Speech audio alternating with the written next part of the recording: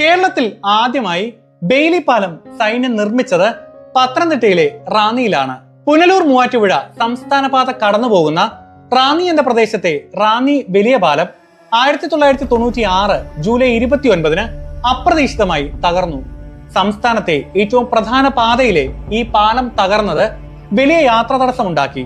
റാന്നിയും മലയോര ജില്ലയായ പത്തനംതിട്ടയും രണ്ടായി വിഭജിക്കപ്പെട്ടു. പാലം തകർന്നപ്പോൾ ആളുകൾ നദി കുറുകെ കടക്കുവാൻ വള്ളങ്ങളും ബോട്ടുകളും ഉപയോഗിക്കുവാൻ തുടങ്ങി.